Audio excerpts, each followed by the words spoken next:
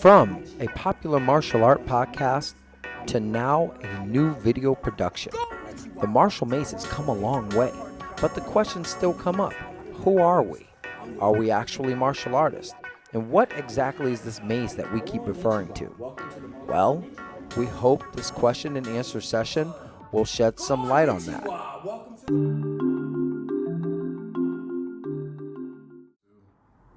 Go Nichiwa. Welcome to the Martial Maze. This is a bit of a Q&A. I'm with my partner in crime, as always, Barak Yalad Shidoshi. Hey. And I'm Israel Lopez Sensei.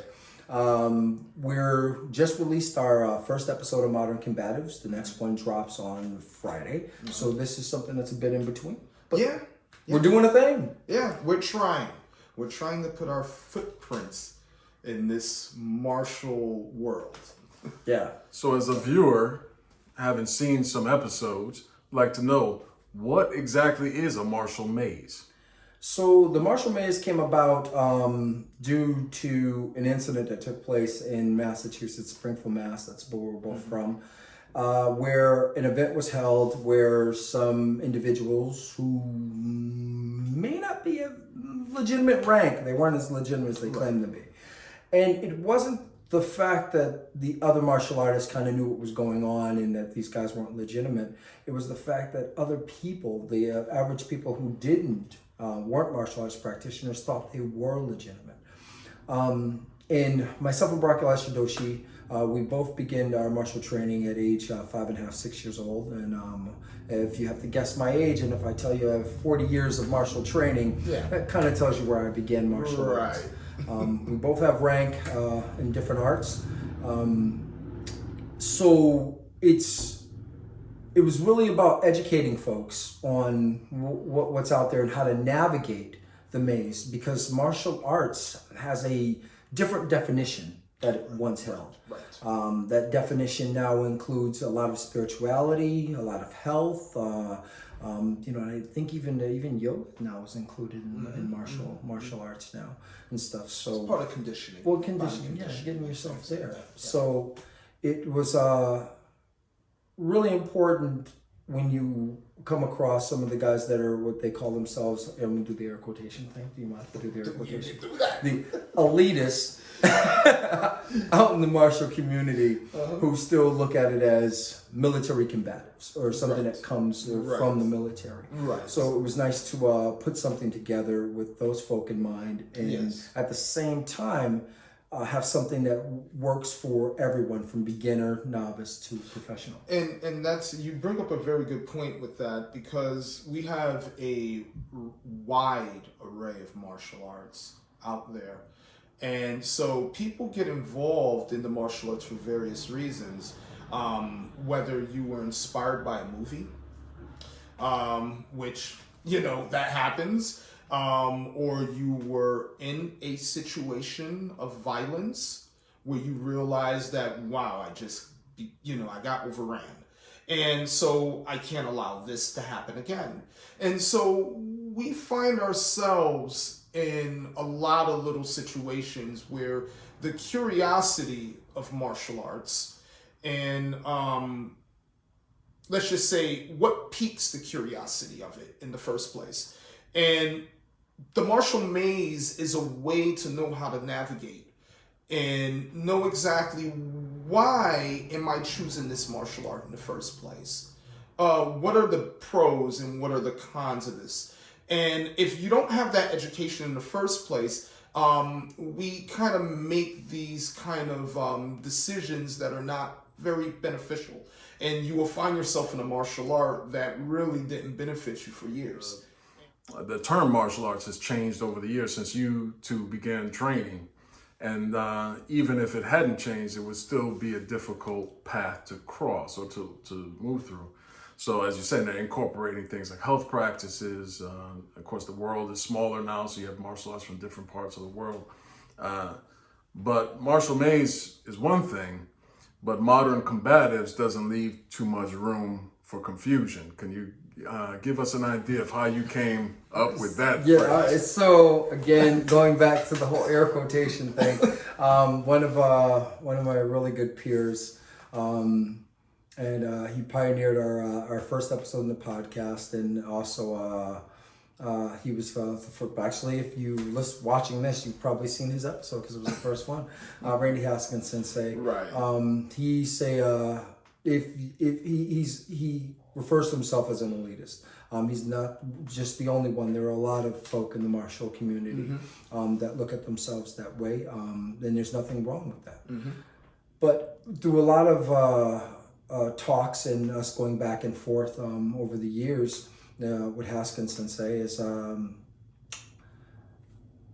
led me to start to want to explore the more combative side of things, and going from the traditional art, especially like the old school kata and things of such, and bring it to how does that affect and how does that apply now through a more pragmatic lens. It almost sounds oxymoronic in a sense, because it's like the more combative side of things. But wait a minute, it's martial arts.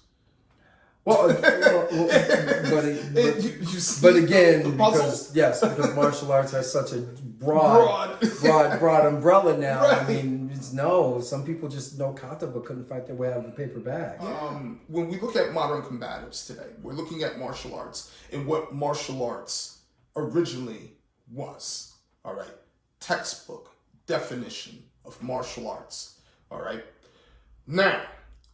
Within that textbook definition of martial arts, you have a broad range of skill sets.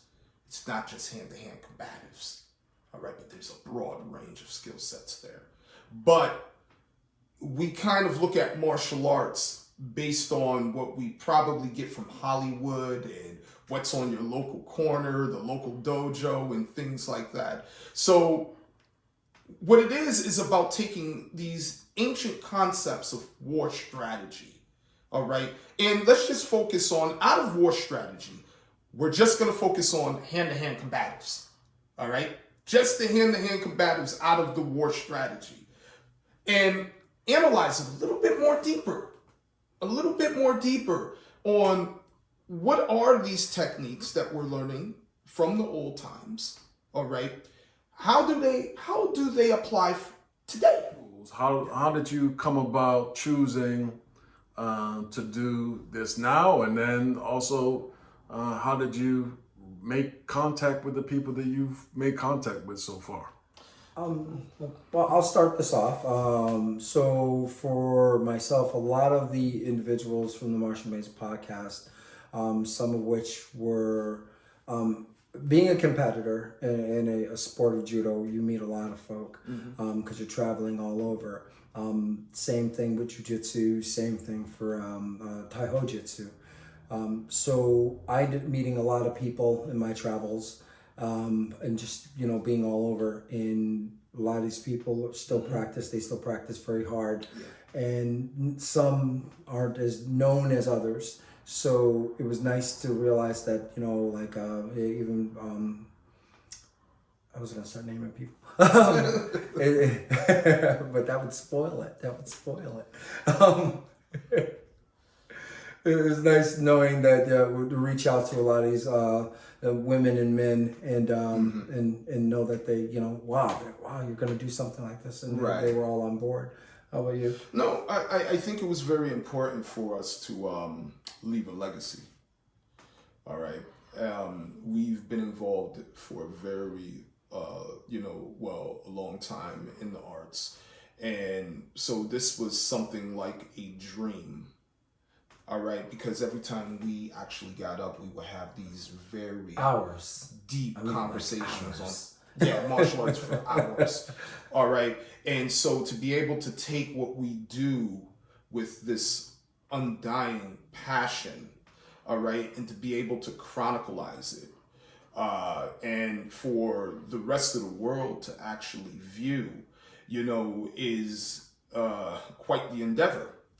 But also on top, Bit ambitious. yes, on top of that, we're taking from who we've, met through some time. I lived in New York, in Brooklyn, so I was surrounded by some of the most prestigious martial art gentlemen, all around throughout NYC. And I'm out there in the public, they're out there in the public, and just crossing paths with these individuals that were just part of the staple of martial arts in that urban environment was phenomenal to be actually, blessed to shake the hands of these men.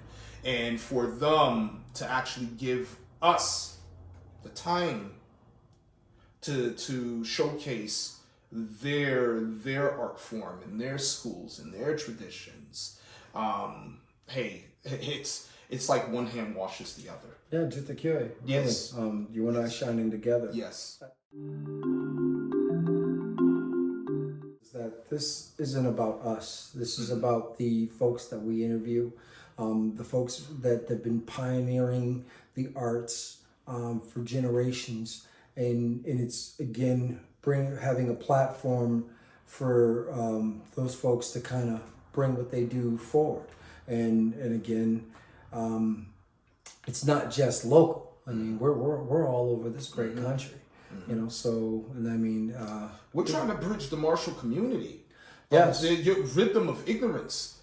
That's our mission goal. Especially with modern combatives. Yes. Because it incorporates everything. It incorporates the Nate Waza, the Tachi Waza, the Atimi Waza, and for those that don't know what that is, it incorporates the ground fighting, the throwing, the striking, and all of that, including the mindset that one must have to navigate the maze and stuff. And that maze kind of works on a lot of levels. Yes, it does. Yes, it does. What should we be expecting in the future of modern combatives and the martial maze? So Martial Maze is in the middle of its second season. We have this awesome episode coming up with Mikhail Kalinsky's Sambo. I was happy to score that one. It's an episode. I make an attempt at making a greeting in Russian in this episode. But I was really super pumped. He came by way of Serge Boysu. Again, people that you know. Yep. And we also have the Giant Slayer for BJJ. Gabriel Gonzaga for Brazilian Jiu-Jitsu as well. And then for modern combatives, we have because everyone's asked, because we always get all the time, are you guys actually martial artists? I mean, I did get the COVID 40, we are martial artists, so we are doing an episode. Yes, we're doing an episode, and we both run two different schools. Yeah, you have Cine, Cine Robudo, and I'm Tenrai. Right, so we've been doing this. So yes, we are going to do our own episode. So there'll be a bit of that coming up. But we have Zahalia Anderson. That's out in California. That was pure fire. I'm really pumped for that episode. Then we have Luis Soto. Yes, Worcester. He's Miami Jiu-Jitsu. And he's also Worcester Judo. So So we got a pretty great lineup, for the first half and the second half. We don't want to give too much away. Because there's some boxing. We want you to get a little something there. We want you to get a little something. So your audience is going to be made up of both martial artists, your peers, your elders, but then also people who aren't familiar at all with what you do. So as you approach each episode or you approach a season, what do you want the general public, if they are walking away with a message, what is that message for the general public? everyone should learn self-protection. No, in the end, again, like I said, and I can't say it enough, it's not so much as about us, it's about the folks that we're interviewing. And if you like what you see, or if you are looking to get yourself, your child, or your significant other, your partner, involved in combatives, or any kind of combatives, it's good to have a platform that you can kind of see what's out there in your neck of the woods, so. I agree 100%. That's our main aim, to make sure we educate the community that wants to get in this particular lifestyle. No more different than if you want to be a psychologist, if you want to be a school teacher or a biologist, you have to do your research. And so we're just helping on those grounds when it comes to martial science, martial arts in general, to give you more like, we're like trying to be like the encyclopedia or a compendium of knowledge when it comes to the martial arts, based on what we know and through our lines, our connects, our family trees. So when do we expect the next episode, or when can we look forward to the next podcast? So next podcast drops on this Friday, and also the next episode of Modern Combatives drops this Friday. So you have, if you're a fan of the podcast, you have Mikhail Kaninsky. He's Sambo and Judo.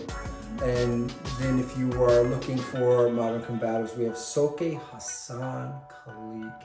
He's an alumni. He did an episode of the podcast. So yes. It's going to be a great one. Look forward to checking it out.